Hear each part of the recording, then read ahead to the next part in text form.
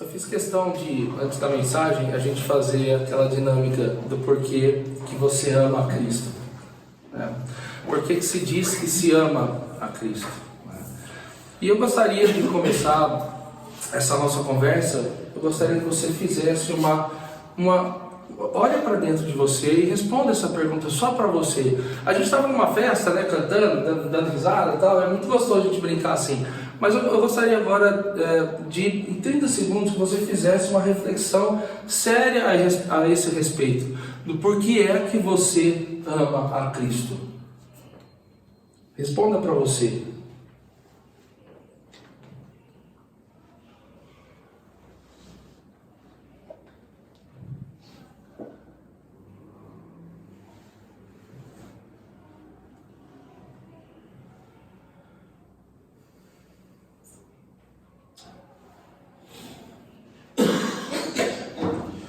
Eu tenho comigo que quando a gente pede para responder para si próprio, é a resposta mais difícil que tem. É a resposta mais difícil. Porque a gente pediu para 3 pessoas, mas talvez se todos aqui participassem daquela brincadeira, talvez todos diriam algum motivo pelo qual ama Cristo. Porque dizer da boca para fora é fácil. Agora, responder para dentro de nós do porquê que nós amamos a Cristo, a gente não consegue mentir para nós mesmos. Talvez você tentou responder o porquê você ama a Cristo e talvez a tua resposta tenha sido: será que eu amo Cristo? Será? Será? Se o Lucas estivesse aqui pregando, ele ia dizer assim: será que eu amo Cristo? Cristo. Cristo. Isaías 53, versículo 4. Abra sua Bíblia em Lucas capítulo 5 e deixa o dedo lá.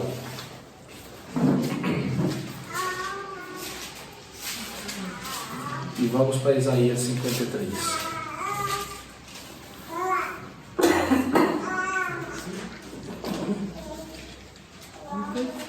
Lucas 4?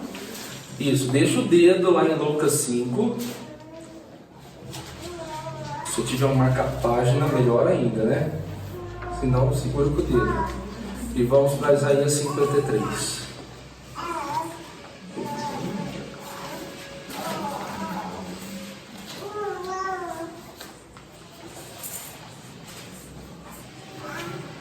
Isaías 53, versículo 4, versículos 4 e 5 são versículos conhecidos, mas é um bom porquê nós amamos a Cristo. É um bom porquê. Isaías 53, versículo 4, diz assim: certamente Ele tomou sobre si as nossas enfermidades e as nossas dores levou sobre si, e nós o reputávamos por aflito, ferido de Deus e oprimido.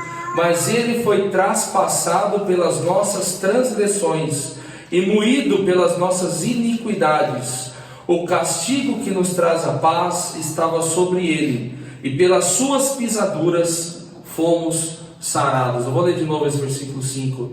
Ele foi traspassado pelas nossas transgressões e moído pelas nossas iniquidades. O castigo que nos traz a paz estava sobre ele, e pelas suas pisaduras fomos sarados. Lucas capítulo 5.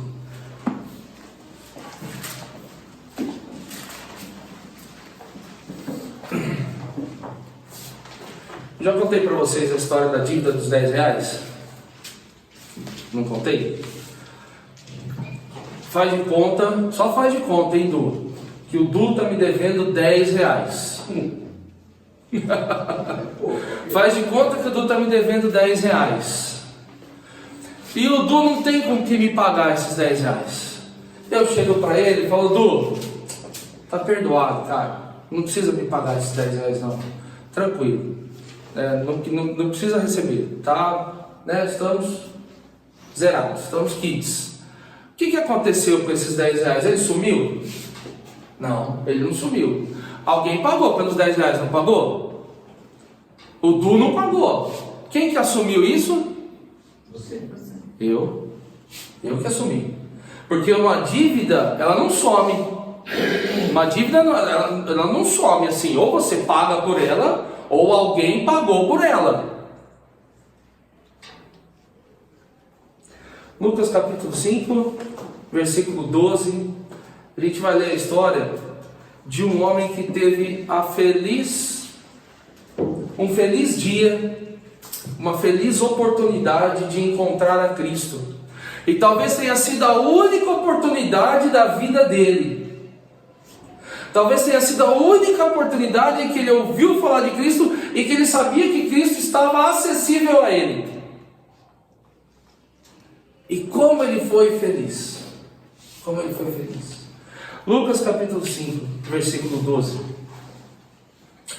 Aconteceu que, estando ele numa das cidades, está falando sobre Jesus, né? Jesus estava numa das cidades. Veio à sua presença um homem coberto de lepra. Ao ver Jesus, prostrando-se com o rosto em terra, suplicou-lhe: Senhor, se quiseres, podes purificar-me. Essa história é de um versículo. Um versículo. Em um versículo nós temos a informação de que um homem soube que Jesus estava em uma determinada cidade. Agora, esse homem, outra informação que nós temos a respeito dele é que ele era leproso. E esse homem leproso, a lepra, hoje em dia tem outro nome essa doença, a lepra, e ela é controlada, tem tratamento, hoje chama hanseníase, não é isso? Isso, tem tratamento, mas a gente está falando de um episódio há 2000 anos atrás. Uma doença de pele contagiosa. Aquele homem, ele não estava na sua casa sofrendo com a sua lepra. A lepra era uma doença que deixava chagas, feridas em todo o corpo, por todo o corpo, manchas e chagas abertas, doloridas por todo o corpo. Esse homem não estava na casa dele sofrendo de lepra e aí ouviu dizer que Jesus estava na cidade. Não, a gente sabe que pela lei lá do Êxodo, quando alguém era declarado com lepra, era mais do que uma declaração de que você tem uma doença lepra. Não era só essa declaração. A declaração era: você agora é imundo. Imundo. E por conta da sua lepra, você tem que sair da cidade. Você vai viver nos arredores da cidade, porque essa doença infecciosa não pode passar para nós. Você tem que deixar sua família imediatamente. Abandona todos os que são seus, abandona todos os seus amigos, abandona todos os seus pertences, abandona todas as suas carreiras, abandona todos os seus sonhos e vai para fora da cidade, porque é lá que você vai morar, imundo, leproso. É nesse lugar que esse homem estava, na periferia da cidade. Esses homens leprosos, eles não podiam entrar na cidade, eles não podiam entrar, vou passear lá, vou lá no CPC, ver as promoções, ver o que chegou. Não podia, quando ele tinha que entrar na cidade, quando ele não podia entrar, mas se ele tivesse muito que entrar na cidade, esses homens tinham um sino, que eles iam batendo o sino pela rua e gritando: imundo, imundo, sai daqui, eu sou imundo. Sabia disso? E as pessoas iam abrindo passagem, porque ninguém podia chegar perto desse homem leproso. Agora pare e pensa na vida desse homem. Um homem que um dia, assim como eu e você, talvez tivesse família. Um homem que um dia, como eu e você, tivesse planos, tivesse sonhos para a sua vida. Tivesse um desejo de uma carreira, tivesse um desejo de uma faculdade, tivesse um desejo de fazer bem alguma coisa, de ter uma família, de educar os seus filhos. Como eu e você, ele tinha os seus sonhos. Mas isso tudo foi cortado dele por conta da sua lepra. E agora ele estava fadado a viver o restante da sua vida, com os outros leprosos, fora da cidade, sofrendo as suas chagas, sem poder ver os seus, sem cura, sem esperança de cura, sem esperança de dias melhores. Isso era esse homem. Essa era a vida desse homem.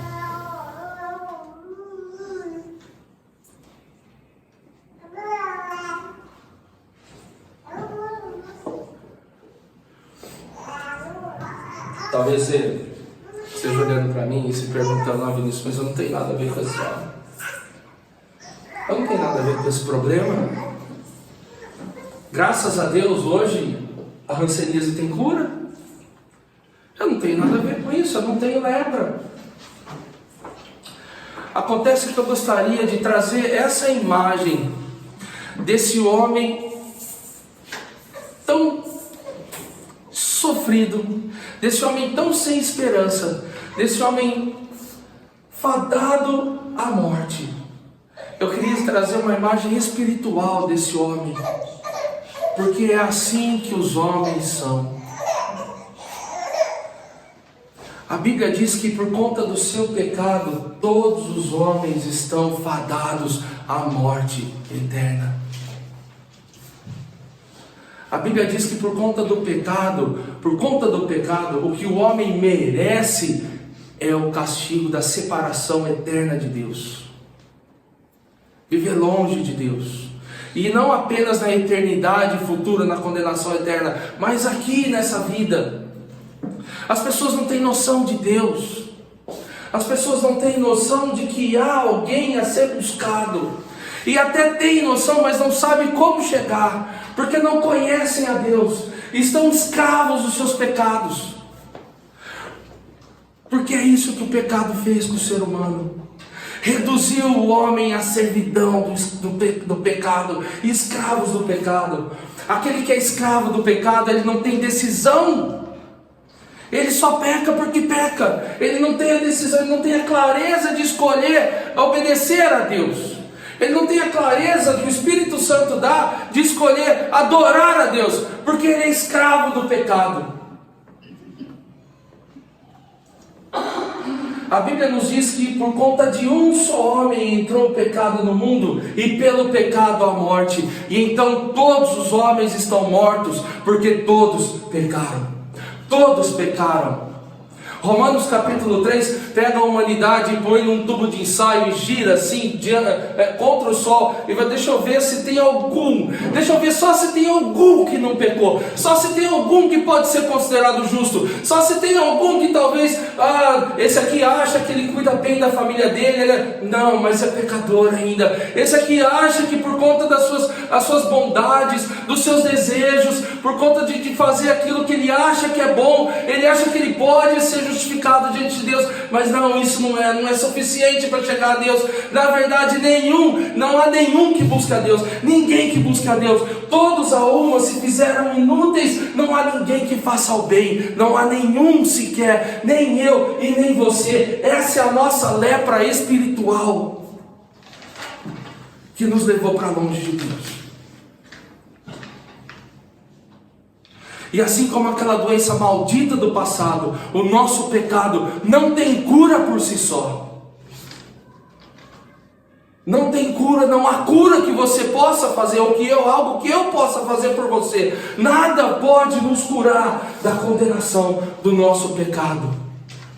Nada que esteja nas nossas mãos. Nada que nós possamos fazer para dizer para Deus um dia: Senhor, não, eu vou entrar no céu, eu vou ser justificado, sabe por quê? Porque eu fiz isso, aquilo. Porque eu tentei ser um cara legal, eu tive as minhas falhas, mas depois eu levantei. Nada disso, isso tudo são todas as nossas atitudes tentando serem boas, elas são consideradas como imundícia, como maltrapilho. Porque não há ninguém que faça o bem, não há nenhum sequer. Todos nós somos pecadores. Pecadores. Não há ninguém melhor que ninguém. Ninguém melhor que ninguém. É fácil ver essa natureza pecadora em nós depois que a gente tem filho.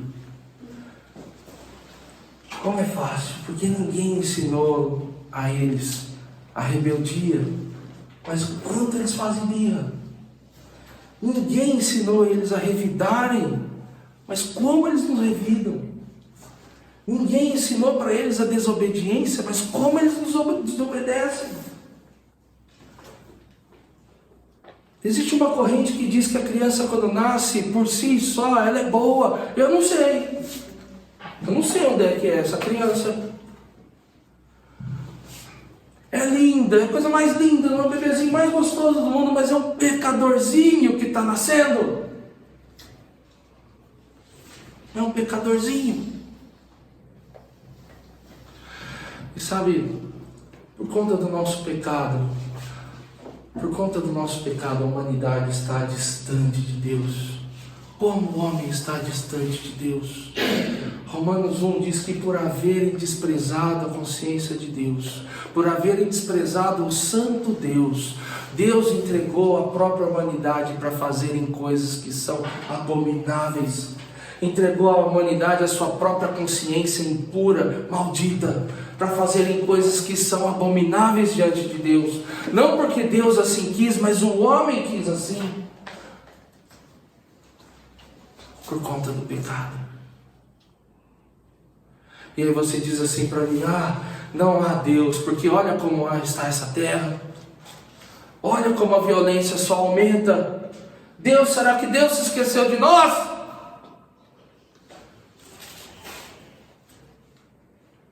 Foi o próprio homem que se esqueceu de Deus.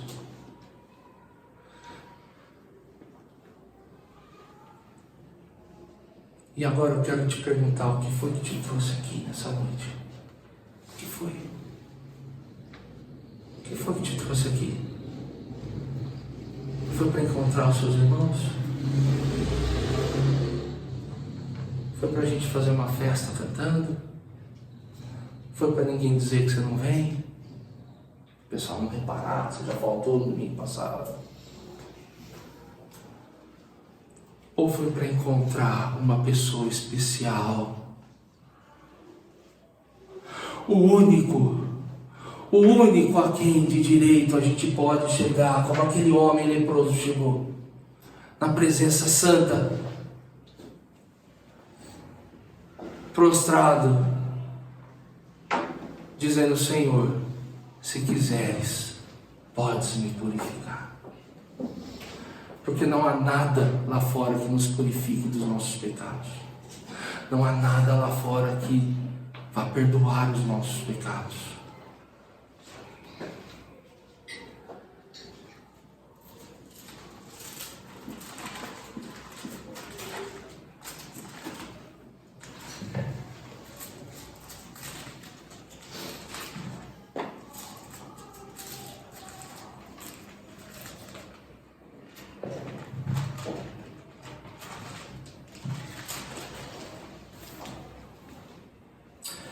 Mas ele foi traspassado pelas nossas transgressões e moído pelas nossas iniquidades. O castigo que nos traz a paz estava sobre ele, e pelas suas pisaduras fomos sarados. Eu gosto da forma como esse homem chegou na presença do Senhor, sabia? Eu gosto da forma como ele chegou. Porque, de repente, se eu pegasse um mais desavisado que frequenta uma dessas igrejas que pregam mentiras, esse homem ia chegar na presença do Senhor e dizer assim: Senhor Jesus, eu determino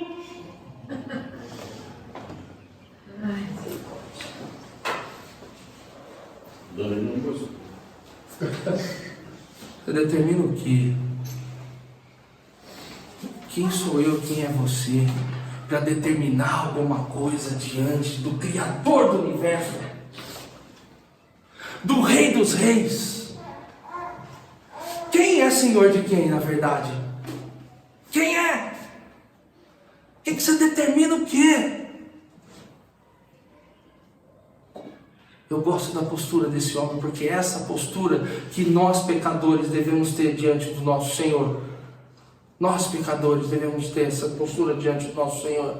Senhor, se quiseres, Senhor, o Senhor pode me purificar.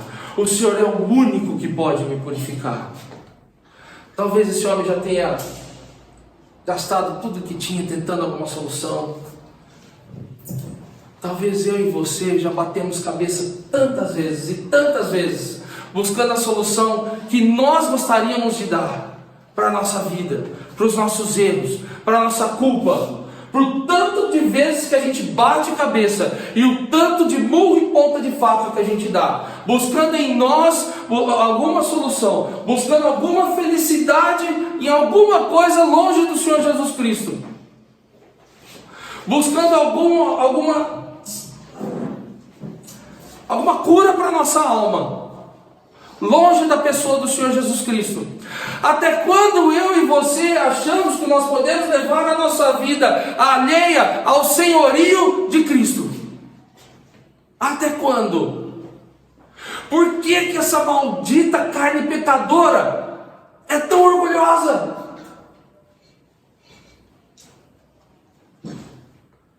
Tão orgulhosa a ponto de achar que a gente vai conseguir dar um jeito em tudo.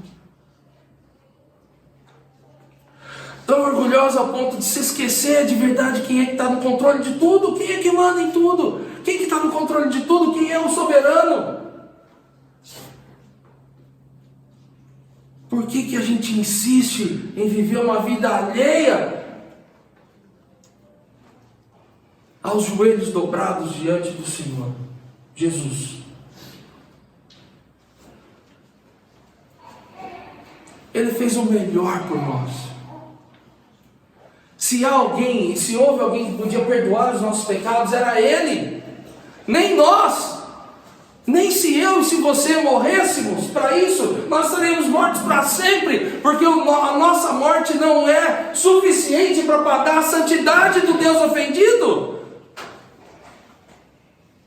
Mas o Senhor Jesus, com todo o seu amor, Ele decidiu abandonar a sua glória momentaneamente e caminhar dessa forma humilhada aqui entre nós. Humilhada entre nós. Forma humana. Forma de servo, como a gente viu na semana passada no Teatro das Crianças. E Ele, por amor a nós, por amor aos seus eleitos, decidiu entregar a sua vida e pagar o preço do nosso pecado. Se hoje nós podemos dobrar os nossos joelhos e dizer: Senhor, se o Senhor quiser, o Senhor pode purificar os meus pecados. Se há essa condição, é porque o preço do pecado foi pago por Ele na cruz. Quando Ele entregou a sua vida lá na cruz.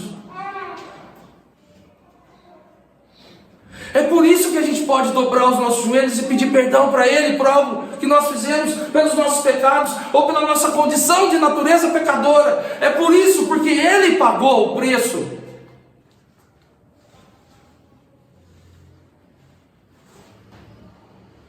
Tem um dito popular que as pessoas dão de ombro e falam assim: ah, não dá nada não, Deus perdoa. Já ouviu? Não dá nada não, Deus perdoa.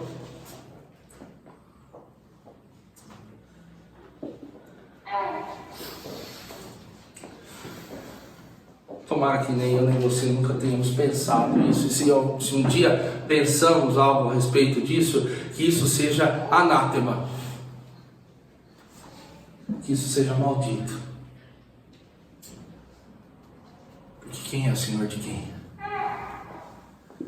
E aquele homem prostrado diante do Senhor disse: Senhor, se o Senhor quiser, o Senhor é o único que pode me perdoar. O Senhor é o único que pode me purificar.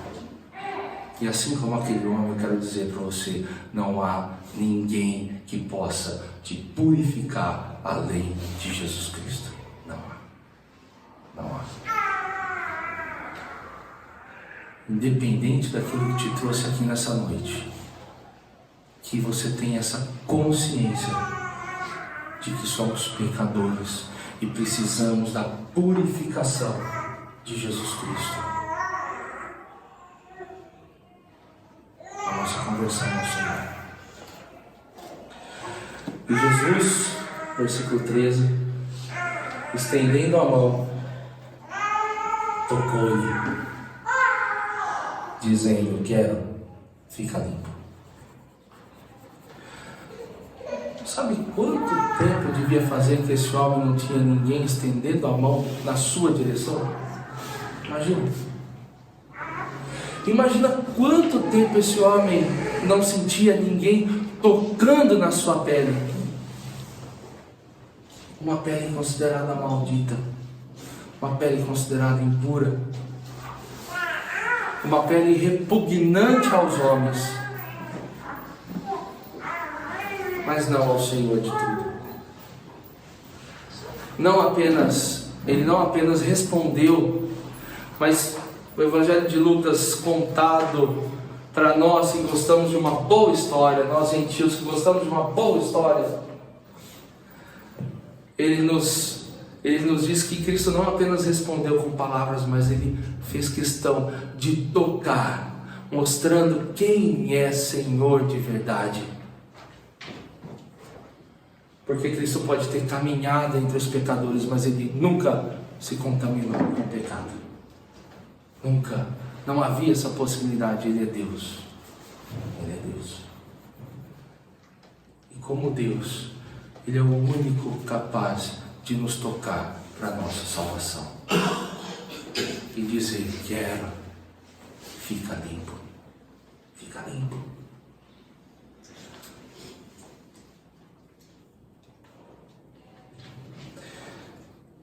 Legal que essa expressão fica limpo. Abra um Tito, capítulo 2.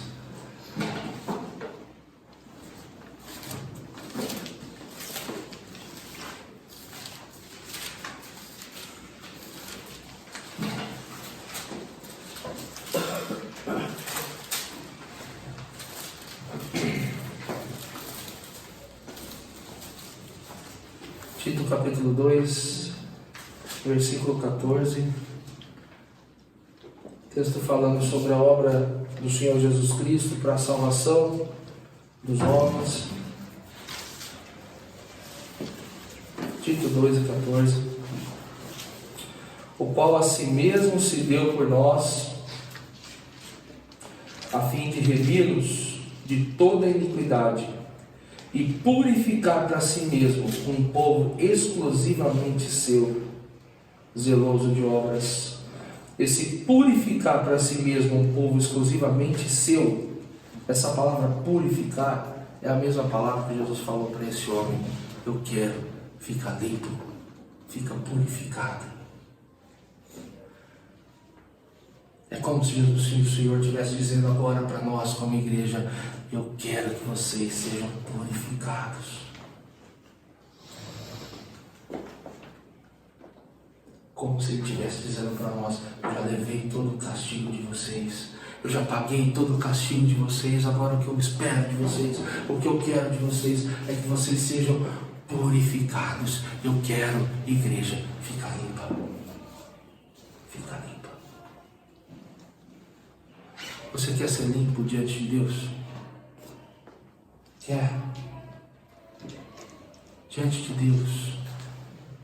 Esqueça o julgamento das pessoas de fora. Esqueça o julgamento que pode existir, mesmo entre os irmãos.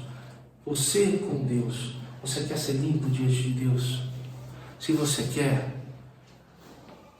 então declare para Ele a respeito do seu coração sujo por conta do seu pecado, por conta da sua ganância, por conta da sua cobiça, por conta da sua mentira. Peça para Ele: Senhor, eu quero ficar limpo. Eu quero ficar limpo.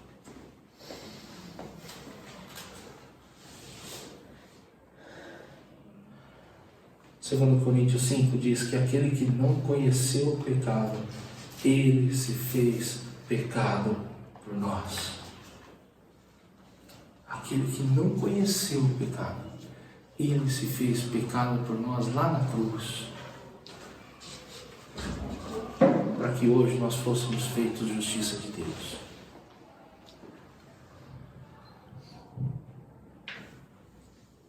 O que está te afastando do Senhor?